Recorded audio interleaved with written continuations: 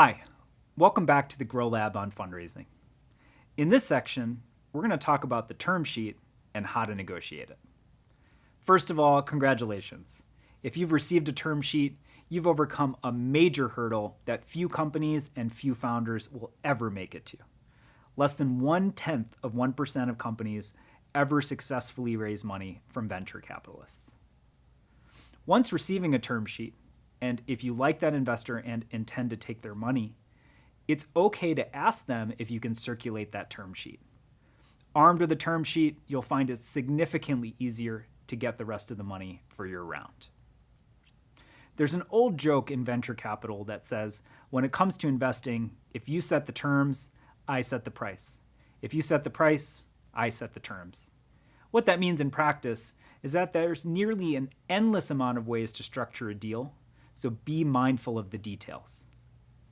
There's a little bit of lingo that's important in venture capital.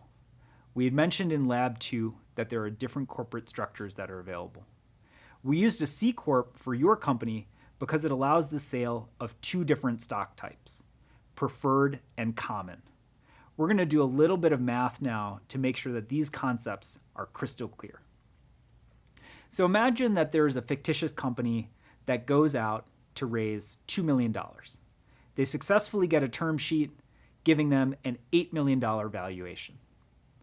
In this case, $2 million is coming in at an $8 million valuation, which we're going to call the pre-money. Let's say you take $2 million plus that $8 million, you get $10 million, and that's what we call the post-money valuation of the company. So again, the pre-money valuation plus the cash that's coming in as investment yields the post-money valuation. And in this case, the cash that comes in buys preferred shares. So this company would have $2 million in preferred stock, with the rest of that value divided up among the common stock. So now let's do math in two scenarios using the same fictitious example. Let's say that this company decides to sell and unfortunately sells for only $1 million. Let's imagine that their product wasn't viable and the founders decided to sell because there wasn't enough money left in the bank. So remember now, we brought in $2 million in preferred investment, and preferred shares always clear and get their money before common shares.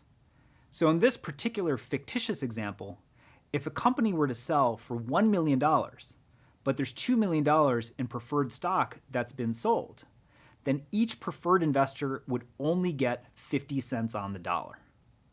And anybody who owned any common stock would be completely wiped out and get $0 for their stock. So now let's look at another example that sells at a profit. Let's take that same company and remember that we brought in $2 million of investment, and there's a $10 million post-money valuation on that company. Now, let's say that it sells for $25 million. In this case, the investors own 20% because they put in $2 million of that original $10 million valuation.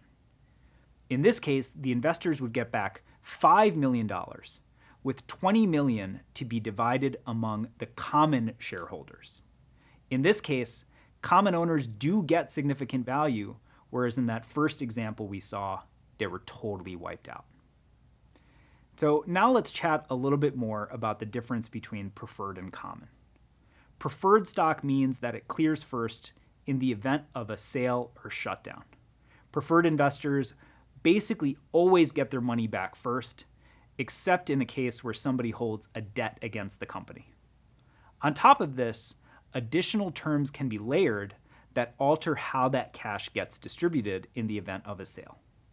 One example is participating preferred stock. This is where the cash goes out to the investors that they put in initially, and they share again in the ownership proceeds when the company sells. Another example is what's called liquidation preferences, where say an investor puts in $1 million, but then she's guaranteed $2 million in returns. The nuances of these different types is beyond the scope of this lab, and I'd recommend a great book that covers it called Venture Deals. It's written by the folks at the Foundry Group in Colorado. For my fundraise, I found it to be the Bible and a great resource. It's a little bit old and dated, but it has all of these key terms and a lot of great advice from professional venture capitalists. Another deal term that can be negotiated in your term sheet is the corporate governance, or what we call the structure of the board of directors. The board is how those investors get a voice in the corporate matters of a company. It's generally best practice to hold regular board meetings and send out regular investor updates. Your investors are your advisors. They want you to succeed, and the more information that you share, the better it is for everyone. During your term sheet negotiation, you may decide to give investors only a seat at your board or an observer, or you may want to give that investor a full vote. In some scenarios, no rights will be given at all. It depends on your circumstances and the terms that you negotiate. At this stage, before you sign your term sheet, you'll want to do reference checks. Ask your VC for 2 references of CEOs and then give them a call. Ask them what went well and what hasn't. But also, through your network, find other founders that were perhaps not successful but funded by that same VC. This information should be easy to find on TechCrunch or Crunchbase. Reach out to these people and also ask them for their opinions. Be mindful that everyone can think or act differently depending on their stage of life. I like to look for the good in people where I can, and sometimes investors that were not great in the past could be really great today, and also vice versa. That's why those reference checks are really important. In closing, it's okay to acknowledge that startups are a lot of fun, but also really hard.